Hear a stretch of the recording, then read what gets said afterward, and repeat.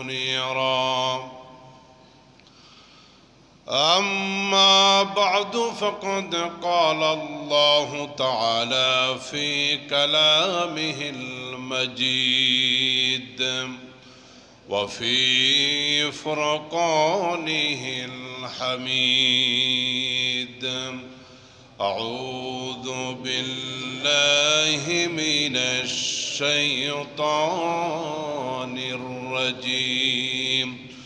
بسم الله الرحمن الرحيم. وجعلنا نومكم سباتا. قال سيد الأنام وصاحب القرآن صلى الله عليه وسلم: من أحب سنتي فقد أحبني، ومن أحبني كان معي في الجنة، أو كما قال عليه الصلاة والسلام. صدق الله العظيم وصدق رسوله النبي الكريم، ونحن على ذلك من الشاهدين والشاكرين، والحمد لله رب العالمين. محبت درود إبراهيم قولي اللهم صل على محمد وعلى آل محمد كما صليت على إبراهيم وعلى آل إبراهيم إنك حميد مجيد. اللهم بارك على محمد وعلى آل محمد كما باركت على إبراهيم وعلى آل إبراهيم إنك حميد مجيد. الله سبحانه وتعالى দরবারে শুকরিয়া জ্ঞাপন করছি, যিনি দয়া করে মেহেরবানি করে সম্মানিত মাস মুহররমের তৃতীয় জুমআয় আমাদেরকে তার পবিত্র ঘরে সালাতুল জুমআ আদায়ের লক্ষ্যে আসার তৌফিক এনায়েত করেছেন। এই জন্য সকল আমরা পড়ছি আলহামদুলিল্লাহ। রব্বানা লাকাল হামদ হামদান কাসীরান তাইয়িবান মুবারাকান ফি। মোহতারাম হাজিরিন, রবের পক্ষ থেকে আমাদের জন্য যত নিয়ামত রাজি আছে, এই নিয়ামতগুলির ভিতরে অন্যতম একটি নিয়ামত হলো রাতের বেলা ঘুম। ঘুমটা আল্লাহ পাকের অনেক বড় নিয়ামত। যাদের ঘুম হয় না, যারা কষ্টে আছেন, এত এত ওষুধ খাওয়া লাগে, কত কত ডাক্তারের কাছে যাওয়া লাগে, তারা হাড়ে হাড়ে টের পান রাতের বেলা ঘুমটা কত প্রশান্তির, আল্লাহর কত বড় দয়া এই ঘুম। রব্বে করিম পবিত্র কোরআনে হাকিমের ভিতরে ঘুম বান্দার জন্য প্রশান্তিময়, আরামদায়ক, একথা আল্লাহ পাক কোরআনে বলেছেন, এবং ঘুমটা তার পক্ষ থেকে বিশেষ অনুগ্রহ রব্বে করিম নিজে আমাদেরকে জানিয়েছেন।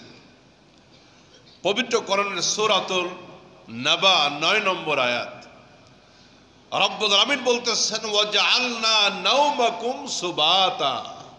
ও দুনিয়ার মানুষ, আমি ঘুমকে বানিয়েছি তোমাদের জন্য ক্লান্তি দূরকারী, প্রশান্তিময়। ঘুম যাদের হয় তারা তাদের দেহটা, তাদের মনটা রিফ্রেশ হয়ে যায়, যাবতীয় ক্লান্তি দূর হয়ে যায়। ড্রাইভার সারাদিন গাড়ি চালানোর পরে রাস্তা এখনো বাকি আছে, তার মালিককে বলে, স্যার আপনি যে চা খাইতে হোটেলে ঢুকতেছেন, আমার চা খাওয়া লাগবে না, এই 20 মিনিট একটু ঘুমায়নি, আপনি চা খাইতে লাগেন, আপনি নামাজ পড়েন, আপনি একটু হাঁটাহাঁটি করেন, আমার 20 মিনিট টাইম দেন, আমি একটু 20 মিনিট ঘুমাবো। তার ঘুমটা দরকার প্রশান্তির জন্য, তার ক্লান্তি দূর হওয়ার জন্য। রব্বে করিম বলেন, আমি তোমাদের জন্য রাত বানিয়েছি তোমাদের জন্য চাদর, এবং আমি ঘুমকে বানিয়েছি তোমাদের জন্য ক্লান্তি দূরকারী এবং প্রশান্তি আরামদায়ক। রব্বে করিম আরেক আয়াতের ভিতর সূরাতুল কাসাস ৭৩ নম্বর আয়াতের ভিতর আল্লাহ বলেন, ওয়ামির রাহমাতিহি জাআলা লাকুমুল লাইলা ওয়ান নাহার। রে দুনিয়ার মানুষ, আমি রব্বুল আমিনের যত দয়া আছে, রহমত আছে, এই দয়া এবং রহমতগুলির ভিতরে আরেকটি হলো রাত এবং দিন। আমি রাত সৃষ্টি করেছি, আমি দিন বানিয়েছি, এই জন্য তোমাদেরকে আমি রাত দিলাম। লিতাসকুনু ফি, রাতের বেলা যেন তোমরা আরাম খুঁজে পেতে পারো, রাতের বেলা যেন তোমরা একটু প্রশান্তি পাও, রাতের বেলা ঘুমটা যেন তোমাদের ক্লান্তি দূর করে দেয়, রাতের বেলা ঘুম যেন তোমাদের জন্য আরামদায়ক হয়। ওয়ালিতাবতাগু মিন ফাদলিহি ওয়ালাআল্লাকুম তাশকুরুন। আল্লাহু আকবার। রব্বে করিম বলেন, রাত দিলাম আরামের জন্য, রাত দিলাম ক্লান্তি দূর হওয়ার জন্য, রাত দিলাম তোমাদের প্রশান্তি লাভের জন্য, আর আমি দিন দিলাম এই জন্য। ওয়ালিতাবতাগু মিন ফাদলিহি, দিনের বেলা আমার অনুগ্রহ যেন তোমরা তালাশ করতে পারো, রিজিক অনুসন্ধান করতে পারো, এই পৃথিবীর পার্থিব জীবনে বসবাসের জন্য যা কিছু দরকার সেজন্য মেহনত করতে পারো, কর্ম করতে পারো। আমি আল্লাহ পাকের রিজিক যেন তালাশ করতে পারো, এই জন্য আমি আল্লাহ রাব্বুল আলামিন তোমাদেরকে দিন দিলাম। ওয়ালাআল্লাকুম তাশকুরুন, এত কিছু নিয়ামত জানার পর যেন তোমরা আমি আল্লাহর শুকরগুজার হও, যেন আমি আল্লাহ পাকের কৃতজ্ঞতা জ্ঞাপন করো, তোমার জবান দিয়ে যেন বের হয় আলহামদুলিল্লাহ। মোহতারাম হাজিরিন, ঘুম রব্বুল আমিন বলতেছেন আমি রাত দিলাম, আমি ঘুম দিলাম প্রশান্তির জন্য, একটু আরামের জন্য, রিফ্রেশমেন্টের জন্য। আরো কত কত শান্তি আছে ঘুমের ভিতরে, এটা ডাক্তাররা ভালো করে বলতে পারবেন। ঘুম না হলে অবস্থা কি হতে পারে। মোহতারাম হাজরিন, ঘুম না হলে একজন প্রাপ্ত বয়স্ক মানুষের জন্য প্রতিদিন 7 থেকে 8 ঘন্টা ঘুম দরকার। তার প্রশান্তির জন্য, সুস্থভাবে বেঁচে থাকার জন্য প্রত্যেক দিন 7 থেকে 8 ঘন্টা ঘুম তার দরকার। ঘুম যদি নিয়মিত না হয়, শারীরিক ক্ষতি, মানসিক ক্ষতি, ক্ষতির কোনো সীমা নাই যার ঘুম নাই। হৃদরোগ হতে পারে, মারাত্মক ঝুঁকি। যাদের রাতের বেলা ঘুম ঠিক মতো হয় না তাদের হৃদরোগের মারাত্মক ঝুঁকি আছে, স্ট্রোকের মারাত্মক ঝুঁকি আছে। যাদের নিয়মিত ঘুম হয় না এই মানুষগুলি স্ট্রোক করে মারা যাওয়ার প্রবল ঝুঁকি থাকে। এরপরে ডায়াবেটিসের ঝুঁকি আছে। যাদের নিয়মতান্ত্রিকভাবে ঘুম হয় না, স্থূলতার সমস্যা, শরীর ভারী হয়ে যাবে, মোটা হয়ে যাবে। এরপরে যাদের নিয়মিত ঘুম হয় না, রোগ প্রতিরোধ ক্ষমতা তাদের নষ্ট হয়ে যায়, তারা দ্রুত ঘন ঘন অসুস্থ হয়ে যায়। অসুস্থ এজন্য হয়, রাতের বেলা তার ঘুম ঠিক মতো হয় না, রোগ প্রতিরোধ ক্ষমতা নষ্ট হয়ে গেছে, এই জন্য অসুস্থ হওয়া সহজ হয়ে যায়। এরপরে উচ্চ রক্তপাতের সমস্যা, রক্তচাপের সমস্যা। যাদের ঘুম ঠিক মতো হয় না, উচ্চ রক্তচাপের সমস্যা তাদের পেয়ে বসে। এরপরে আরো অনেক রকমের সমস্যা আছে, যেমন মানসিক কিছু সমস্যা তৈরি হয়, মনোযোগ নষ্ট হয়ে যায়, স্মৃতি শক্তি আস্তে আস্তে বিলুপ্ত হয়ে যায়। রাতের বেলা যাদের ঘুম হয় না, চিকিৎসা বিজ্ঞান বলতেছে যাদের নিয়মিত রাত্রে ঘুম হয় না, ঠিক মতো ঘুমাইতে পারে না, তাদের ব্রেন নিজেকে খাইতে শুরু করে। কত বড় মারাত্মক কথা! ব্রেন নিজেকে নিজে গ্রাস করতে থাকে, খাইতে থাকে। যার ব্রেন নষ্ট হয়ে গেল, যার দিমাগ নষ্ট হয়ে গেল, তার তো সবই ধ্বংসের পথে। এই জন্য ঘুম অত্যন্ত জরুরি। যাদের ঠিক মতো ঘুম হয় না তাদের মেজাজটা খিটখিটে থাকে, কাজের ভিতরে কোনো মনোযোগ থাকে না, বহু প্রকারের সমস্যা হতে পারে যাদের ঘুম হয় না। এজন্য নিয়মিত 7 থেকে 8 ঘন্টা, এটা আল্লাহ রাব্বুল আমিনের পক্ষ থেকে একজন প্রাপ্তবয়স্ক মানুষের জন্য ঘুমটা অত্যন্ত প্রয়োজন। চিকিৎসা বিজ্ঞানও বলতেছে ঘুম দরকার, আর কোটি কোটি চিকিৎসা বিজ্ঞানীদের মালিক আল্লাহ বলতেছেন আমি ঘুমটা দিলাম, ওয়াজআলনা নাওমাকুম সুবাতা, ঘুম দিলাম প্রশান্তির জন্য, আরামের জন্য। এই জন্য প্রত্যেক দিন প্রশান্তিময় 7-8 ঘন্টা ঘুমের দরকার আছে না নাই? রব্বুল আমিন আমাদেরকে আরামের ঘুম দান করেন, বলুন আমিন। এই যে রবের পক্ষ থেকে যে ঘুমটা আমরা ঘুমাই রাতের বেলা, বিশেষ করে রাতের বেলা আমরা ঘুমাই, এই ঘুমটা আল্লাহর ইবাদত যেন হয়। এই জন্য এর ভিতরে আমাদের নবীজি সাল্লাল্লাহু আলাইহি ওয়াসাল্লামের কিছু নিয়ম আছে, আদর্শ আছে। আমার ঘুমটা, জাগ্রত হওয়াটা, আমার পেশাব করা, আমার পায়খানা করা, আমার খাদ্য গ্রহণ করা, আমার হাঁটা চলা করা, আমার কথা বলা, A to Z complete code of life একজন মানুষের জন্য তার জিন্দগির যাবতীয় দিক নির্দেশনা ইসলাম দিয়েছে, বলুন সুবহানাল্লাহ। নাই কি ইসলামের ভিতরে? নাই কি? সব আছে। যারা বলে এইটা নাই সেইটা নাই, এইটা হলে এই হবে, ওই আইন পাশ হলে তাই হবে, এরা আসলে ইসলামকে বুঝতে চিনতে পারে না। এদেরকে পশ্চিমাদের কাছ থেকে মানবাধিকার ভাড়া করতে হয়, কারণ মুসলিম হওয়ার পরেও তার দ্বীন, তার ইসলামের ভিতরে যে অধিকারগুলি তাকে দেওয়া হয়েছে এ সম্পর্কে সে অজ্ঞ এবং মূর্খ।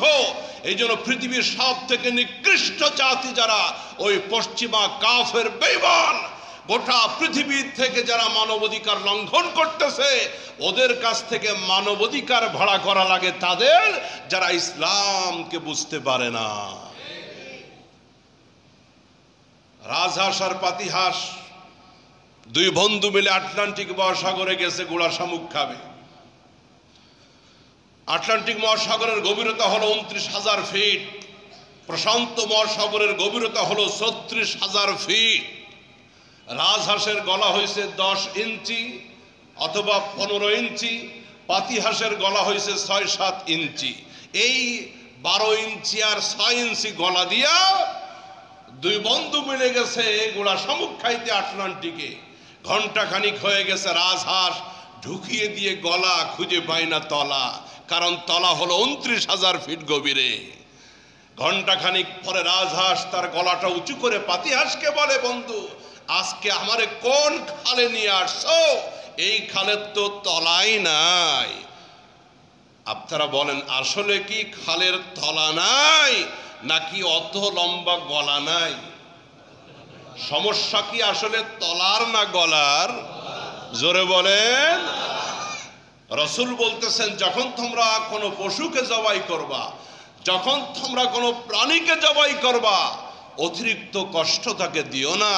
তোমার চাকুটা, তোমার অস্ত্রটা যেন ধারালো থাকে, যেন জবাই করতে গিয়েও ওই পশুটার প্রতি অতিরিক্ত কষ্ট দেওয়া না হয়। আল্লাহু আকবার বলেন না? আচ্ছা আপনারা বলেন, এর থেকে বড় মানবাধিকার, এর থেকে মানুষের প্রতি অধিকার, পশু পাখির প্রতি অধিকার, এর থেকে সৃষ্টির প্রতি আর অধিকার কোন ইজাম, কোন ধর্মকে দিতে পেরেছে?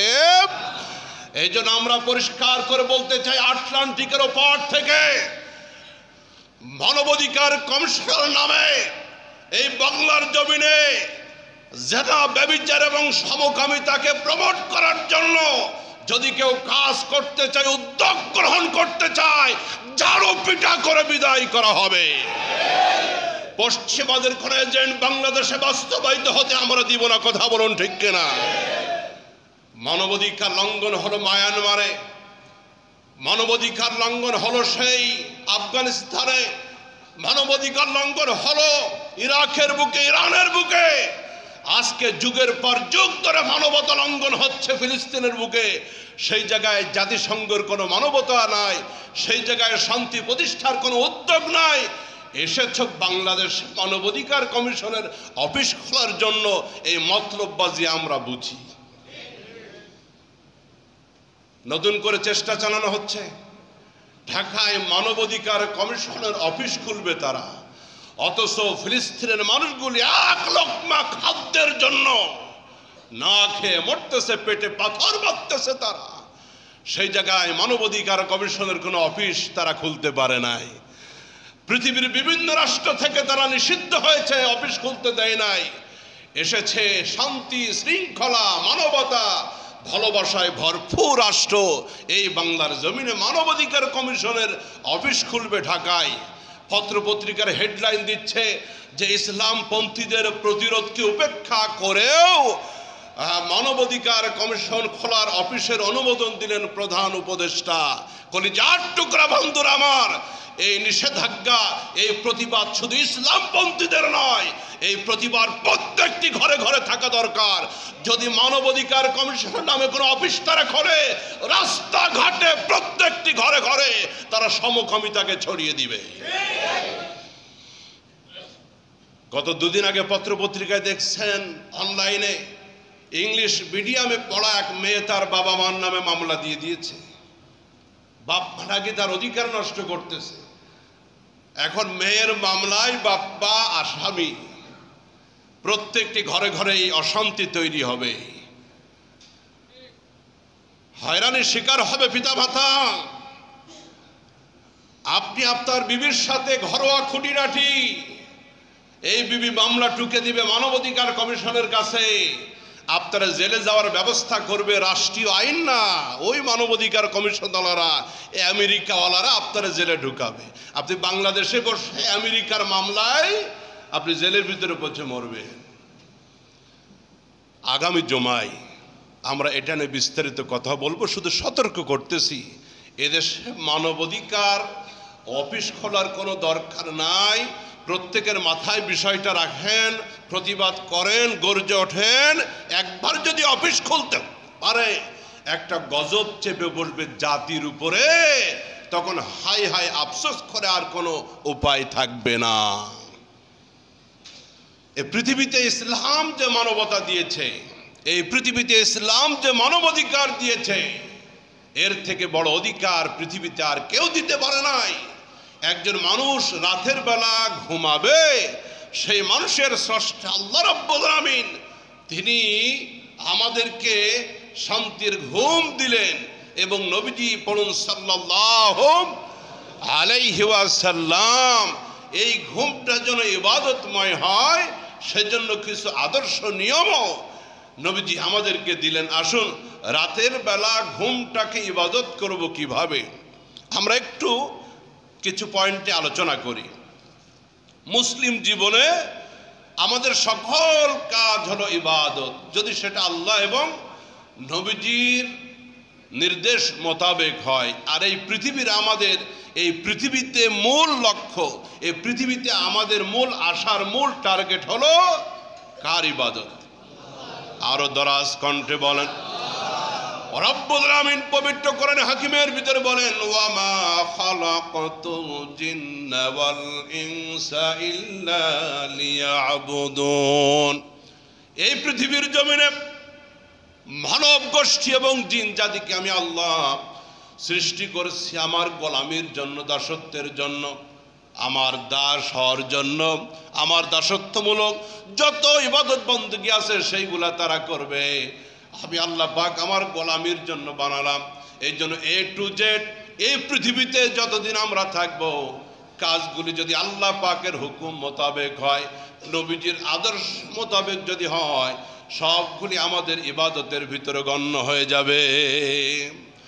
আমরা রাতের বেলা যখন আমরা ঘুমাইতে যাব, নাম্বার 1 পয়েন্ট, আমরা অজু করব সালাতের অজুর নাই। যেভাবে আমরা নামাজের অজু করি, রাতের বেলা আমরা ঘুমানোর আগে সেইভাবে অজু করব। অর্থাৎ অজু ইস্তেঞ্জা সেরে প্রসাব পায়খানা করে আমরা নামাজের জন্য যেইভাবে আমরা অজু করি, ঠিক রাতের বেলা ঘুমানোর আগে সালাতের মতো করে আমরা অজু করব। নবীজির নির্দেশ এটা। অজু হলো যাবতীয় পবিত্রতার মূল। আত-তুহুরু শাতরুল ঈমান। পবিত্রতাকে ইমানের অর্ধেক বলা হয়েছে, 50 অংশ বলা হয়েছে পবিত্রতাকে। পয়গম্বর বলেন, যে ব্যক্তি রাতের বেলা অজু অবস্থায় ঘুমালো, তার এই পুরা ঘুমের টাইমটা ফেরেশতারা আমলনামায় ইবাদতের নেকি লিখতে থাকে। অল্প একটু কাজ, একটু অজু করব, কিন্তু রাত ভর ইবাদত হয়ে গেল, আমলনামায় নেকি লিখতেই থাকবে ফেরেশতারা। তাহলে এখন থেকে ঘুমাবো তো ঘুমাবো, অজুটা করেই ঘুমাবো ইনশাআল্লাহ। সারা রাত ইবাদতের নেকি হবে। এবং এই ওয়াজটা শুধু আমাদের মসজিদে নয়, এই ওয়াজটা আমরা আমাদের ঘরেও পৌঁছাবো, মা বোনদেরকেও শোনাবো, তাদের জিন্দেগির আমলগুলিও যেন ইবাদত হয়। তাহলে নাম্বার 1, আমরা রাতের বেলা অজু করে ঘুমাবো। 2, নবীজির সুন্নাত বিছানা পরিষ্কার করা, ঝাড়ু দেওয়া। নবীজি একটি হাদিসে বলেন যে তোমরা লুঙ্গির নিচের অংশটা দিয়া 3 বার বিছানা ঝেড়ে নিবে। লুঙ্গির একদম নিচের অংশটা দিয়া। আমরা এখন বিছানা ঝাড়ু ব্যবহার করি, বিছানা পরিষ্কার করতে গিয়ে আরো যা উপকরণ আছে সেগুলি ব্যবহার করি, আলহামদুলিল্লাহ, অসুবিধা নাই। নবীজি একটা দৃষ্টান্ত দিলেন যে বিছানা 3 বার পরিষ্কার করবে।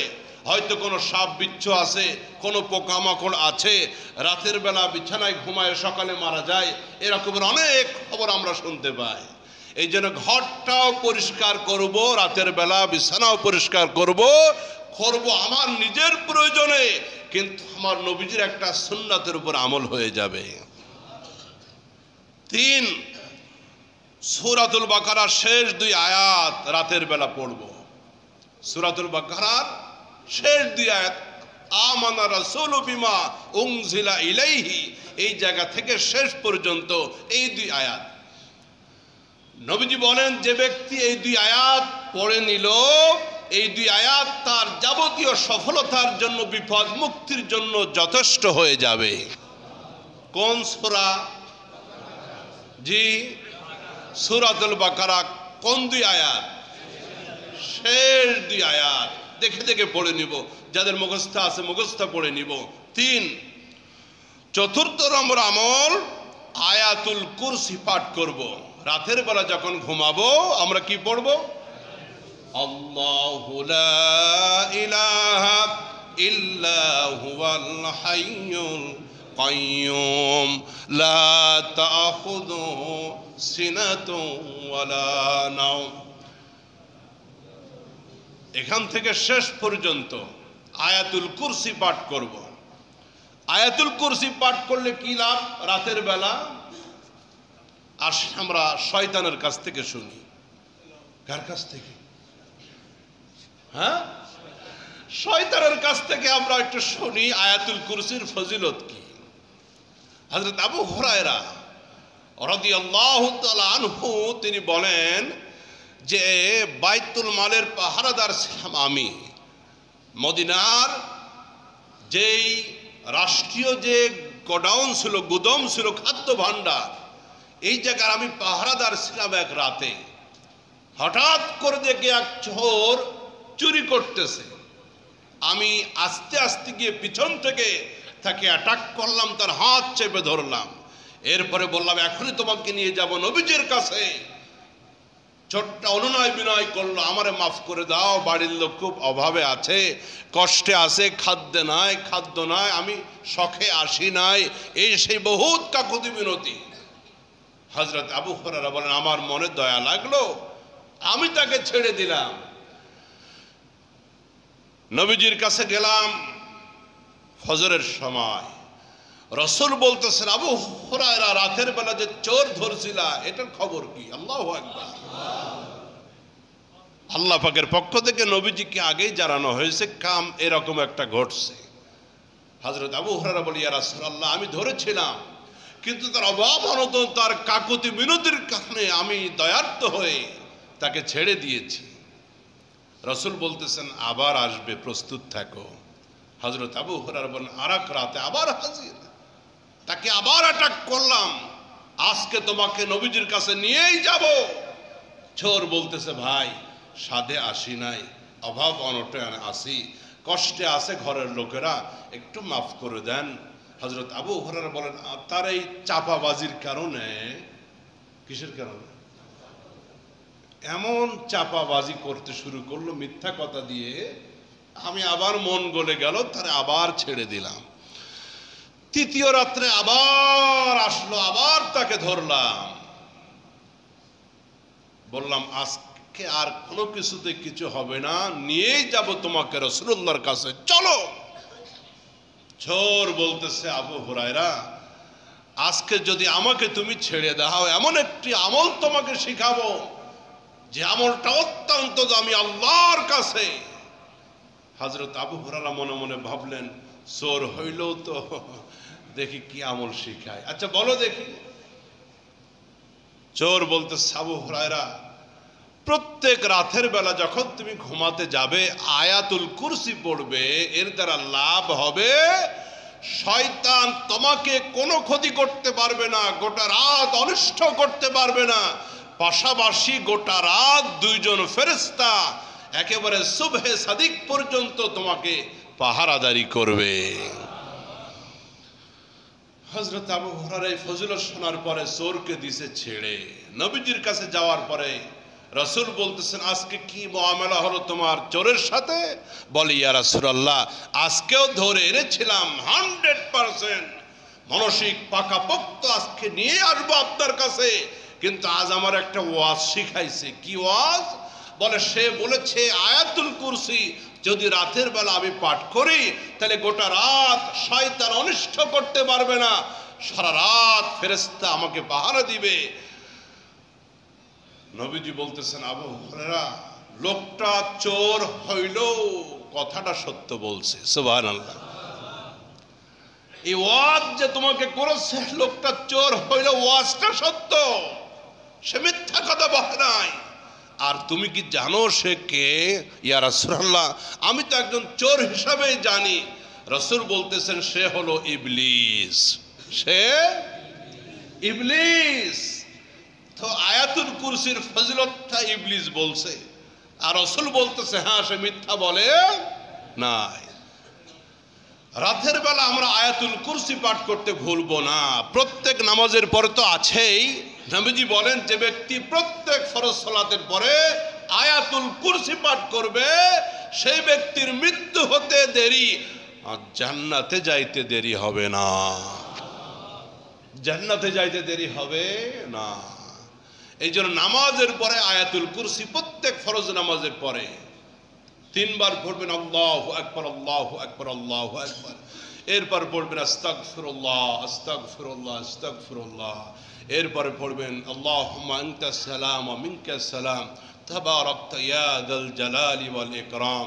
এরপর আয়াতুল কুরসি পড়বেন। আরো দোয়া আছে।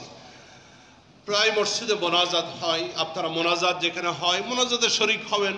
মোনাজাত শেষ হয়ে গেলে এরপরে দোয়াগুলি আমল করবেন, কোনো অসুবিধা নাই। যদি আপনার মন চায় না আমি মোনাজাতে শরীক হব না, আমি দোয়াগুলি আমল করব, কোনো আপত্তি বাধা। কিন্তু কিছু ভাই দেখা যায় সালামটা ফেরানোর সাথে সাথে লাভ দিয়ে দাঁড়ায় যায়। উনি দেখাইতে চায় যে আমি মোনাজাত বিরোধী লোক। কি বিরোধী লোক? তো মোনাজাত বিরোধী লোক তুমি নিজের জাহির করতে গিয়ে লাভ দিয়ে দাঁড়ায় গেছে। মোনাজাত না করলো যে বাকি সুন্নত আমলগুলি আছে এগুলির খবর কোথায়? এত ব্যস্ততা মসজিদে নাই। এই আমলগুলি করবেন, আল্লাহ পাক সহজ করে দিক। জোরে বলে না আমিন।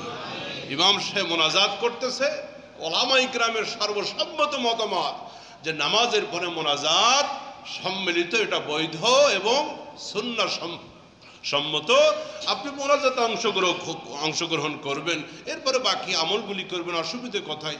মোনাজাত আপনি করতে ভালো লাগতেছে না, আপনার গোনা খাতা তেমন নাই, হাত তোলারও দরকার নাই, আপনি আমলগুলি করেন, অসুবিধা নাই।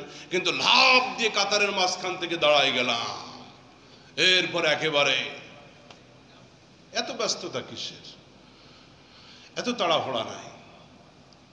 আবার অনেকে সালাম ফেরানোর সাথে সাথে ব্যস্ত হয়ে যায় পিছিয়ে যাওয়ার জন্য। পিছিয়ে একজন নামাজ 2 রাকাত পায় নাই, তিনি দাঁড়িয়ে বাকি নামাজ পড়তেছেন, উনি দাঁড়িয়ে আছেন। এখন আমার সামনে একজন লোক দাঁড়িয়ে আছে, আমার 2 রাকাত নামাজ বাকি। বলুন তো নামাজে কি স্থিরতা থাকবে? থাকবে না। ব্যস্ততা নাই। আয়াতুল কুরসি প্রত্যেক নামাজের পরে রাসূল বলেন লোকটা মরে না তাই জান্নাতে যায় না, মরতে দেরি হবে, জান্নাতে যাইতে দেরি হবে। তাহলে রাতের বেলা নাম্বার 1 আমল ওযু করব, নাম্বার 2 বিছানা পরিষ্কার করব, 3 নম্বর আমল হলো সূরাতুল বাকারার শেষ 2টি আয়াত তেলাওয়াত করব, 4th নম্বর আমল হলো আয়াতুল কুরসি পাঠ করব, আয়াতুল কুরসি পাঠ করব। 5 33 বার সুবহানাল্লাহ, 33 বার আলহামদুলিল্লাহ, 34 বার আল্লাহু আকবার। এই তাসবিহ আমরা পাঠ করব। এটি এসেছে বুখারী শরীফ 6358 নম্বর হাদিস। 33 বার সুবহানাল্লাহ, 33 বার আলহামদুলিল্লাহ এবং 34 বার আল্লাহু আকবার। প্রত্যেকটি আমলের ভিন্ন ভিন্ন ফজিলত আছে, বলতে গেলে সিরিয়াল শেষ করতে পারবো না। 5ম গেল 6ষ্ঠ সূরা মুলক তেলাওয়াত করব ঘুমের আগে, এশার পর থেকে নিয়ে ঘুমানোর আগ পর্যন্ত এই টাইমের ভিতরে কোন সূরা? তাবারাকাল্লাযী, সূরা মুলক তেলাওয়াত করব। সাহাবায়ে কেরাম প্রশ্ন করলেন, ইয়া রাসূলুল্লাহ বেনিফিট কি, লাভ কি? নবীজি বলে দিলেন, যদি আল্লাহর কোন বান্দা বান্দি রাতের বেলা এশার পরে ঘুমানোর পূর্বে সূরা মুলক তেলাওয়াত করে, আল্লাহ রাব্বুল আলামিন তাকে মৃত্যুর পরে কবরের আযাব থেকে হেফাজত করবেন। কবরের যাবতীয় ফিতনা থেকে, আযাব থেকে এই সূরা মুলক তাকে হেফাজত করবেন। আরেকটি বর্ণনায় আসছে রব্বুল আলামিন এই সূরা মুলককে একটা পাখির আকৃতি দান করবেন, এই পাখিটা তার সাথে কবরে অবস্থান করবে। তাহলে আমরা আরেকটি আমল পেলাম, সূরা মুলক পাঠ করব ঘুমের আগে। এরপরে 7ম নম্বর আয়াত সূরা কাফিরুন, এটা আমরা পাঠ করব। এরপরে সূরা ইখলাস পড়ব, সূরা ফালাক পড়ব, সূরা নাস পড়ব। সূরা কাফিরুন অর্থাৎ 4 কুল, কুল ইয়া আইয়ুহাল কাফিরুন। এরপরে কুল হুয়াল্লাহু আহাদ, কুল আউযু বিরাব্বিল ফালাক, কুল আউযু বিরাব্বিন নাস।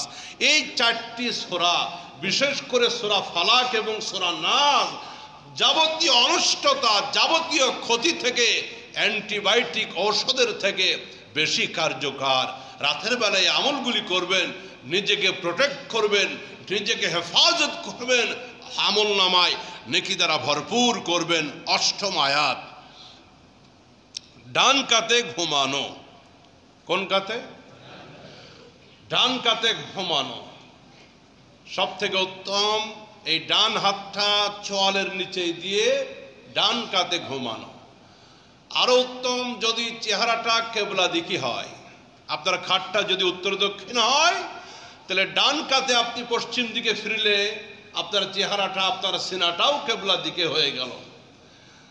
মাইয়িতকে যখন আমরা কবরের ভিতরে দাফন করি তখন কিভাবে শোয়াই?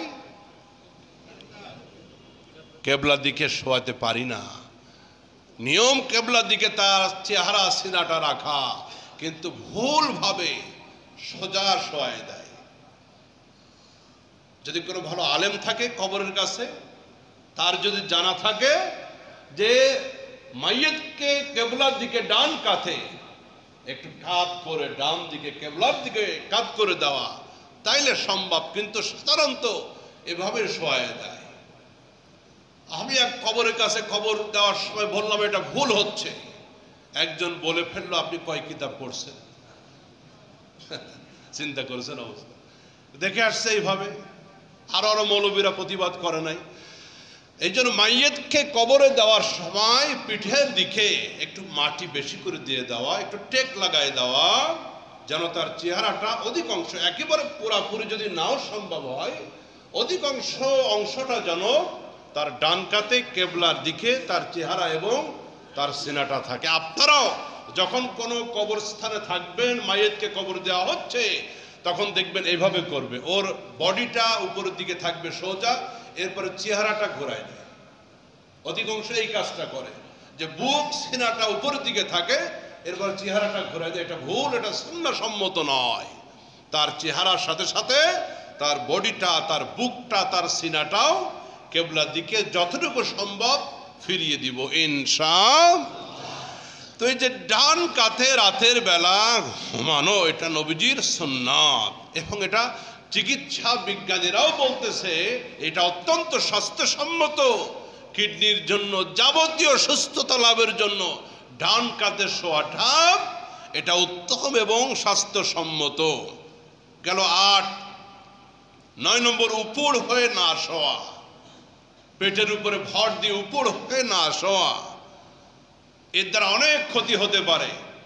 আপনার ঘাড়ের পেশি এবং জয়েন্টগুলি, এগুলি চাপ লেগে প্রচণ্ড ব্যথা হতে পারে। আপনি চিত হয়ে উপর হয়ে শুয়েছেন, তাহলে আপনার ঘাড়টা বাঁকা হয়ে যাবে অটোমেটিক ঘুমের ভিতরে।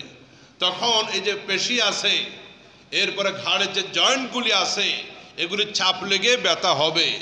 এরপরে পুরো শরীরের ওজনটা মেরুদণ্ডের উপরে পড়বে, পুরা বডির ওজনটা মেরুদণ্ডের উপরে।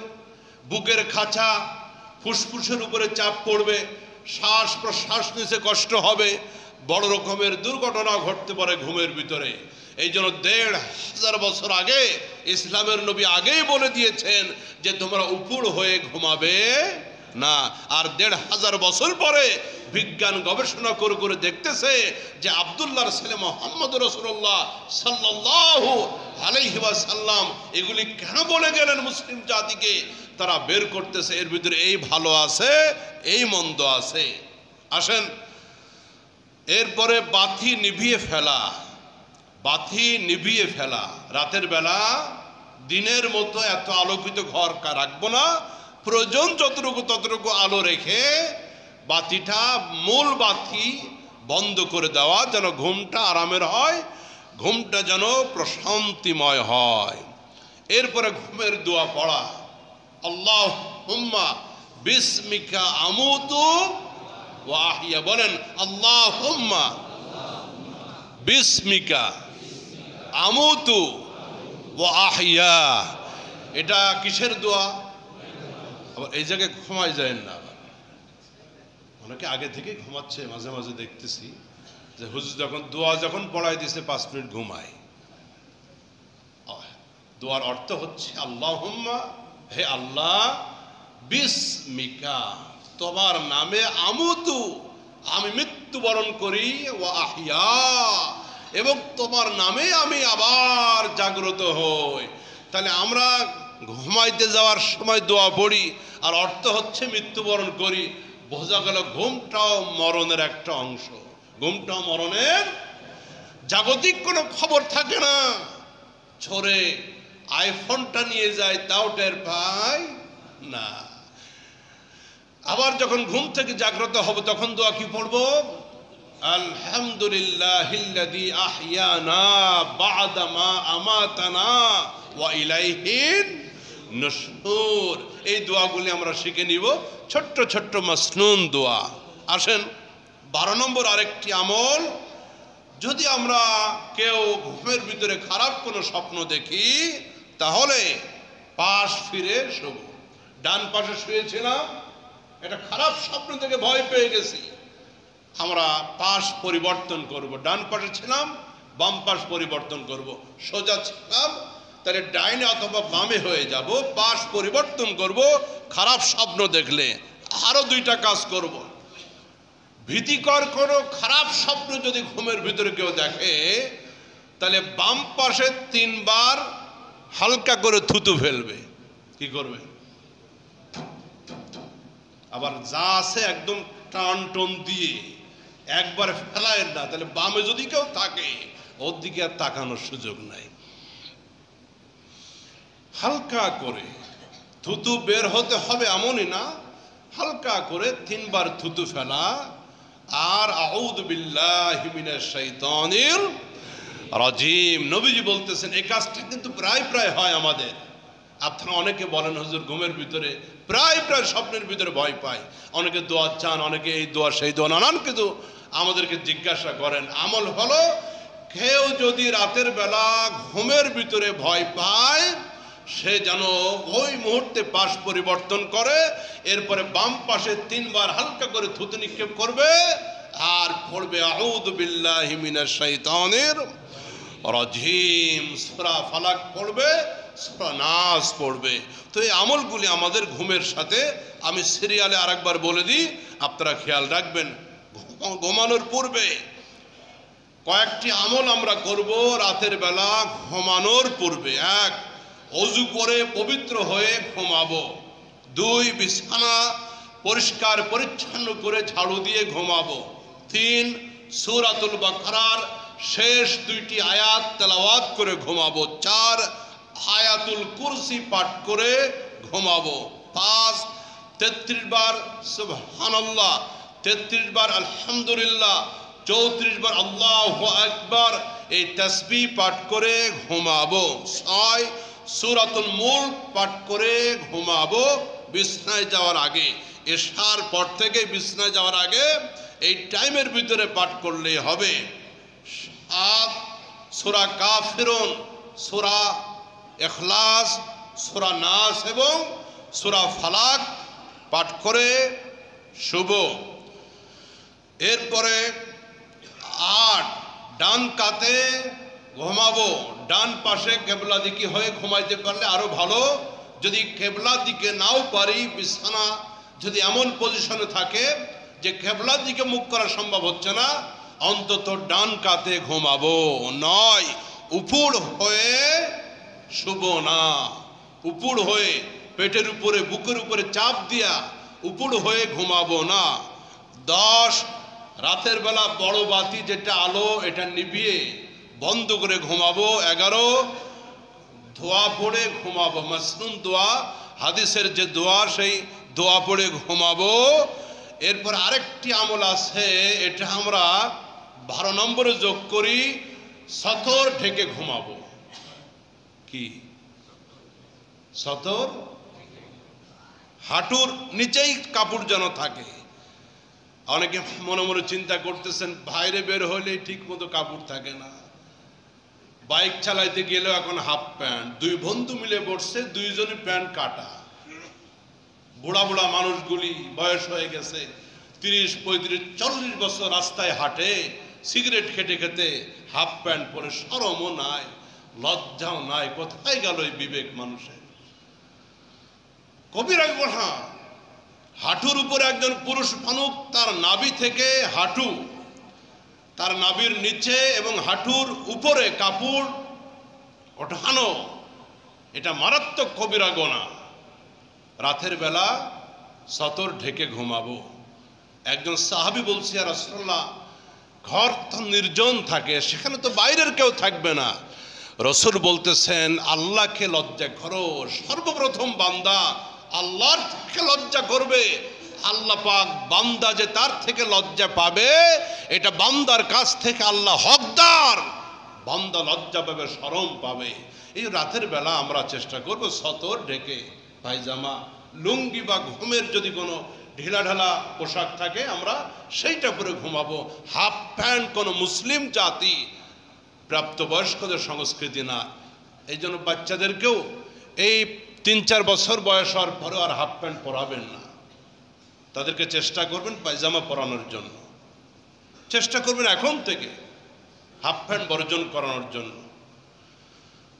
তাহলে 12 নম্বর গেল, সতর ঢেকে ঘুমাবো। 13, খারাপ কোনো স্বপ্ন দেখলে 3টা কাজ। কয়টা? খারাপ কোনো স্বপ্ন দেখলে ঘুমের ভিতরে আমল কয়টা? 1 নম্বরে পাশ পরিবর্তন করব। ডান পাশে স্বপ্নটা খারাপ দেখেছি, বাম পাশে হয়ে যাব। 2 নম্বরে বাম দিকে 3 বার থুতু নিক্ষেপ করব। 3 নম্বরে সূরা নাস, সূরা ফালাক, আয়াতুল কুরসি পড়ে নিব।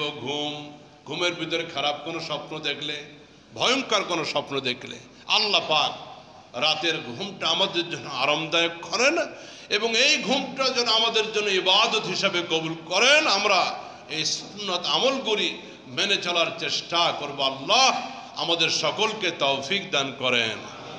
আরো জোরে বলেন আমিন। ঢাকাতে মানবাধিকার কমিশনের অফিস খোলার নামে জেনা, ব্যভিচার, উলঙ্গপনা, সমকামিতা, পুরুষের সাথে পুরুষ, নারীর সাথে নারী, এই নিকৃষ্ট অভিশপ্ত একটা অবস্থা যেন দেখতে না হয়, এই জন্য বাংলার জমিনে ঢাকাতে মানবাধিকার কমিশনের কোনো অফিস আমরা দেখতে চাই।